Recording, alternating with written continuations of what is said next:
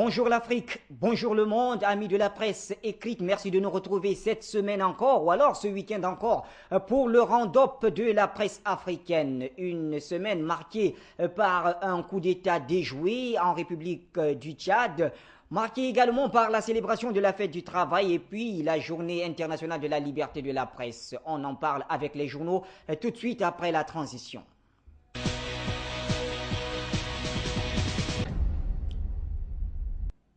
Et donc cette semaine est marquée par un présumé coup d'État déjoué contre le régime d'Idriss Déby Itno au Tchad. Les journaux en ont parlé tels que nous pouvons lire à la une de Sahara Média, le journal mauritanien. Le régime du président tchadien Idriss Déby Itno affirme avoir déjoué une tentative de coup d'État. Dans la foulée, El Watan en Algérie a donné un premier bilan selon ses sources. Au moins 3 morts et plusieurs arrestations dont 2 députés et 2 généraux à N'Djamena.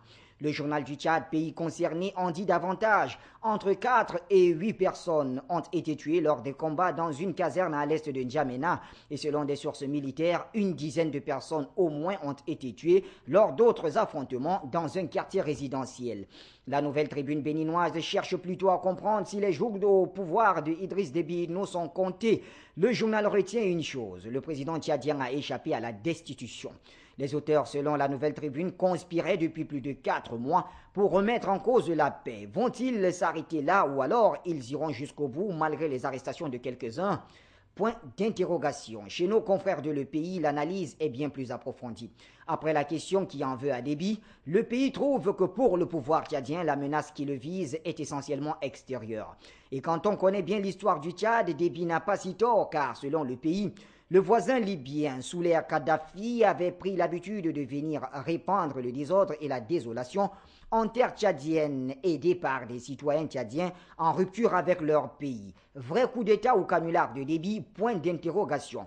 L'observateur Palga est encore dans le doute. Qu'est-ce qui se passe au Tchad? Bien malin qui saurait répondre à pareille interrogation. Pour l'observateur Palga, il est à présent trop tôt pour connaître les tenants et les aboutissants du présent coup d'État entre guillemets. Réelle tentative de déstabilisation ou savant canular inventé par Idriss Déby Itno pour assouvir des desseins inavoués? C'est donc la question que se pose l'observateur Palga. L'avenir nous le dira peut-être. En République démocratique du Congo à présent, les journaux se sont intéressés au pourparlers de Kampala. L'observateur dit que le M23 exige un cessez-le-feu avant de reprendre les négociations. Une chanson qu'il ne cesse d'entonner dans des occasions de ce genre. C'est ce que dit l'observateur. Le quotidien L'Avenir, toujours en République démocratique du Congo, indiquait de son côté que les autorités rwandaises ont invité mercredi la presse locale et internationale ainsi que de nombreux représentants du corps diplomatique dans le camp d'internement, j'y arrive donc, de l'est du Rwanda où sont confinés les rebelles du M23. D'où la une du journal craignant la communauté internationale, le Rwanda se sent morveux. Au Mali, les Échos rapportent que, selon le secrétaire général adjoint du Coran, Abonkana Boubeye Maïga, le MNLA n'est pas représentatif des ressortissants du Nord, mais tout simplement une coquille vide. Et après le démantèlement d'une cellule d'un groupe djihadiste à Bamako, l'hebdomadaire La Nouvelle Patrie s'interroge. Échec à la bagdadisation de Bamako, au point d'interrogation. Quant à l'indicateur du renouveau, il veut comprendre comment Charles Blé Goudé a obtenu le passeport malien après son exil de la Côte d'Ivoire. Pour le journal malien, il s'agit d'un abus de confiance. L'Inter, quotidien ivoirien, a retrouvé le cheminement. L'officier qui a délivré les faux papiers à Charles Blé Goudé a parlé selon l'Inter et son complice serait activement recherché. Toujours en Côte d'Ivoire, l'on célébrait aussi le 67e anniversaire du PDCI.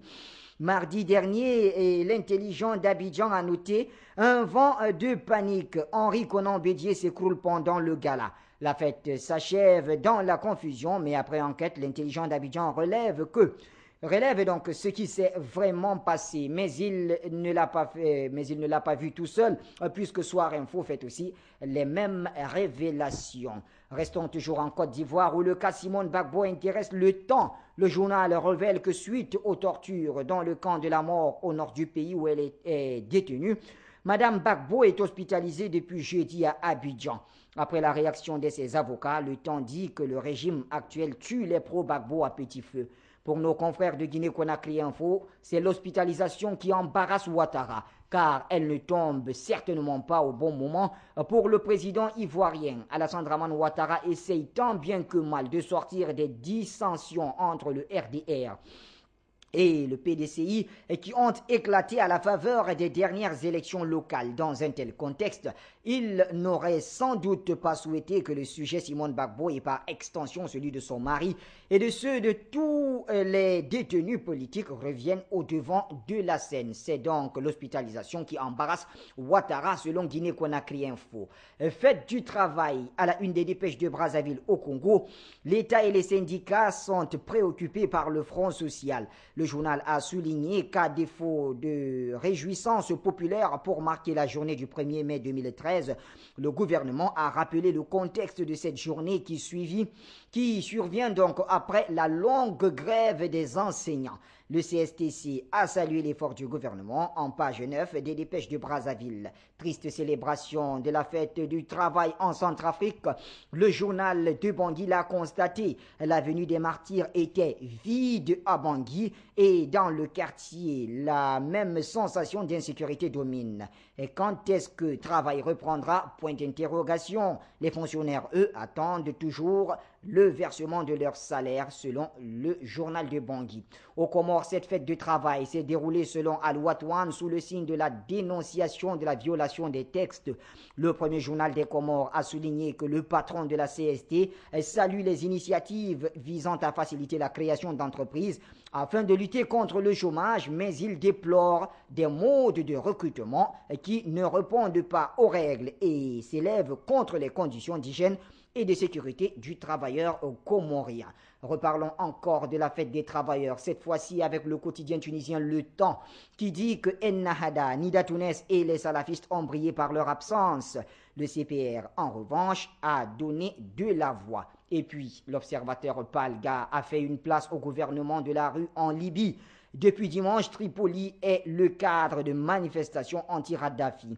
Des miliciens à bord des véhicules équipés de canons anti-aériens ont tour à tour assiégé le ministère des Affaires étrangères et celui de la Justice pour réclamer ni plus ni moins que l'exclusion des anciens collaborateurs du régime déchu. Mais il y a pire dans les colonnes de l'observateur Palga.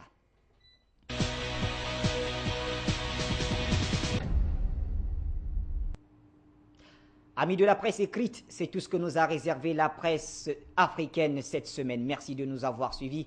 L'information continue sur notre site, c'est le www.afriquemedia.tv. Je vous quitte en vous rappelant tout simplement qu'il n'y a point de liberté sans la liberté de la presse.